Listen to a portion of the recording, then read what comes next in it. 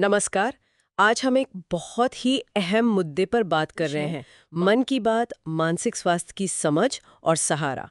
और हमारा इरादा है कि इनसे जो मुख्य बातें हैं उन पर एक गहरी नज़र डालें। बिल्कुल। इसमें जैसे मानसिक स्वास्थ्य को समझना है और वो जो एक झिझक है, कलंक है समाज में, उसे कैसे तोड़ा जाए। और हाँ, खुद की और दूसरों की मदद के लिए क्या किया जा सकता है, इस पर भी बात है। शुरुआत में ही एक चौंकाने वाला तथ्य है। डब्ल्यूएचओ कहता है कि भारत में करीब 15% लोग, मतलब लगभग हर 7 में से एक, कभी न कभी मानसिक स्वास्थ्य दिक्कतों से गुजरते हैं। चलिए, इसी पर थोड़ी और बात करते हैं। हाँ, ये आंकड़ा वाकई चिंताजनक है। और सबसे पहले ये समझना बहुत ज़रूरी है, जैसा आपने कहा, कि मानसिक स्वास्थ्य का मतलब सिर्फ ये नहीं कि कोई मानसिक बीमारी नहीं है। ये कहीं ज़्यादा गहरी बात है।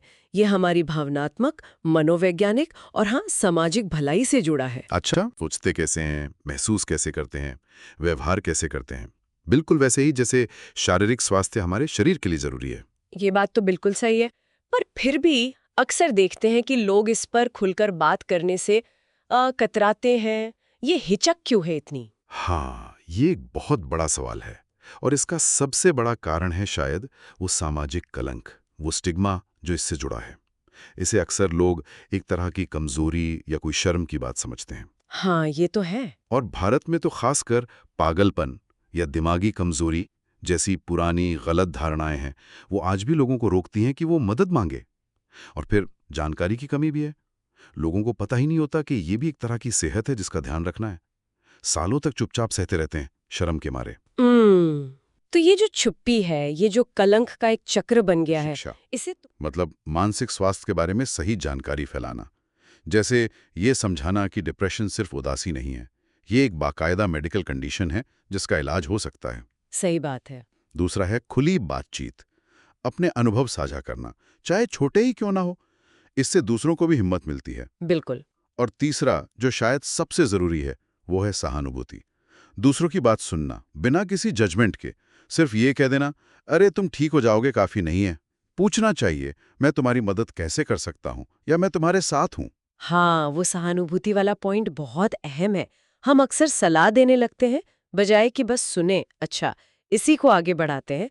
कुछ व्यवहारिक चीजें जो रोजमर्रा की जिंदगी में की जा सकती हैं, अपनी देखभाल के लिए। हाँ, बिल्कुल। 5-10 मिनट गहरी सांसें लेना या ध्यान लगाना, जैसे प्राणायाम। आजकल तो ऐप्स भी हैं कई, जैसे इनसाइट टाइमर, वो मदद कर सकती हैं। अच्छा, ऐप्स भी हैं। जी हाँ। फिर है सामाजिक जुड़ाव, अपने परिवार से, दोस्तों से जुड़े रहना, बात करना। कुछ स्टडीज तो ये भी कहती हैं कि अच्छा सोशल सपोर्ट डिप्रेशन के खतरे को 30% तक कम कर सकता है। 30%? ये तो बहुत ज्यादा है। जी हाँ, काफी महत्वपूर्ण है ये। और इसके अलावा शारीरिक गतिविधि, रोज 20-30 मिनट की कसरत, चाहे वो बस 30 चलना हो या योग हो, बहुत फायदा करता है। हम्म। और हाँ, पर्याप्त नींद, करीब 7-8 घंटे, और संतुलित भोजन, ये भी उतना ही जरूरी है।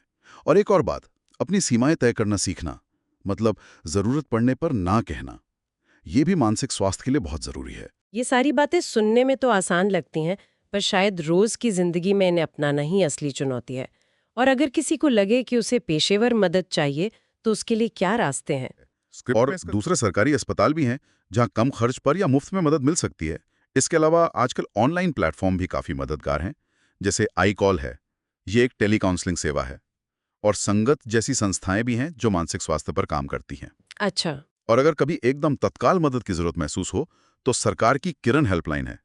नंबर है 1800-599-0019। ये 24 घंटे उपलब्ध है। सबसे जरूरी बात जो याद रखनी है वो ये कि मदद मांगना कमजोरी नहीं, बल्कि हिम्मत और समझदारी की निशानी है। बिल्कुल।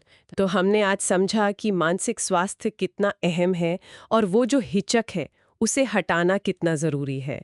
और ये भी कि अपनी देखभाल के लिए हम रोज़ छोटे-छोटे कदम उठा सकते हैं। कहना ये चाहूंगा सारी कि मानसिक स्वास्थ्य का ध्यान रखना एक सफर है, कोई मंजिल नहीं। एक लगातार चलने वाली प्रक्रिया है। तो खुद के प्रति और दूसरों के प्रति भी थोड़े नरम रहें, दयालु रहें। याद रखें, छोटे छोटे कदम भी मिलकर बहुत बड़ा बदलाव ला सकते हैं। बिल्कुल। और हम आज की बातचीत को यहीं समाप्त करते हुए सुनने वालों के लिए एक सवाल छोड़ जाते हैं। जरा सोचिए, अगर हम अपनी रोजमर्रा की जिंदगी में, अपनी बातचीत में, अपने समुदायों में मानसिक स्वास्थ्य पर खुलकर बात करना बिल्कुल सामान्य बना दें, तो हमारी सामूहिक भलाई पर, हमारी कलेक्टिव वेलबींग पर इसका कितना गहरा और सकारात्मक असर पड़ सकता है।